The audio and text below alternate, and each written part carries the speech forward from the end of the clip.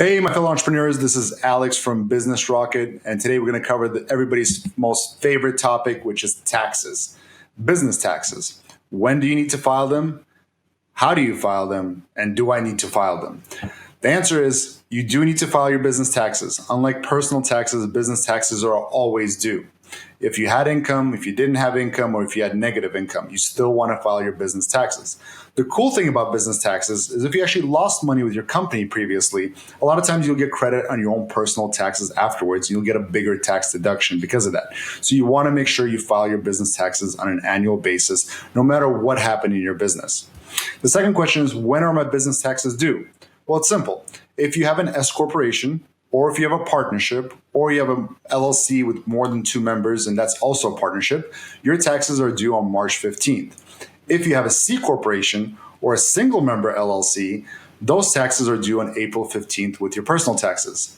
Now, businesses can ask for 6 months of an extension to file their taxes, not pay, but file. And I strongly suggest as a business owner, you take advantage of the 6-month extension because it allows you time and it gives your accountants time to properly file your taxes.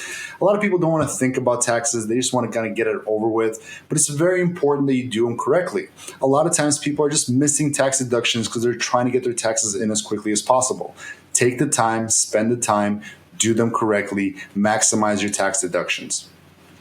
And lastly is make sure that your business and your personal are not super blended. When you have a business set up, it's always good to have a separate business account where all of your business transactions are going through. And if you happen to spend anything from your personal cards or your personal account, make sure you don't forget to jot it down somewhere. Keep an Excel sheet. Keep a notepad and make sure you keep track of all of those expenses because you can later get them all withdrawn from the company. It's almost like a reimbursement from the business back to you, and it's considered a business expense. Another thing, if this is your first year doing business taxes, what a lot of people forget about is all the expenses they had for the business prior to the company being created.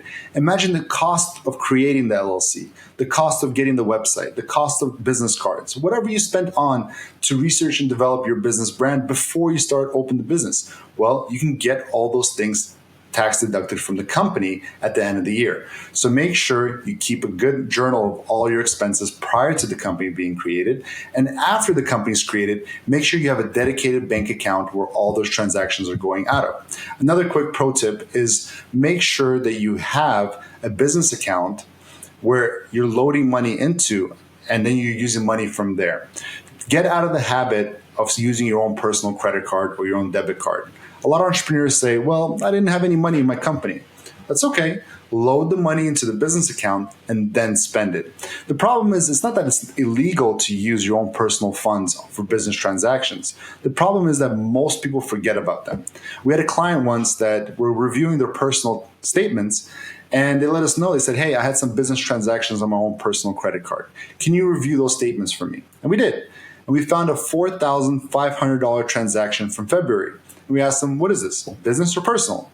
It took the client almost 3 months to figure out that that was a down payment that he made for some machinery work for his business. He couldn't figure it out. If that transaction would have been from the business account, at least we would have known it's a business expense, and then it makes it a lot easier to find out what it's for.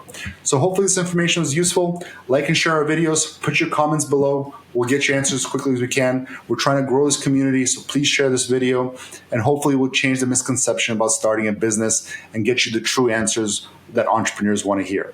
Until next time.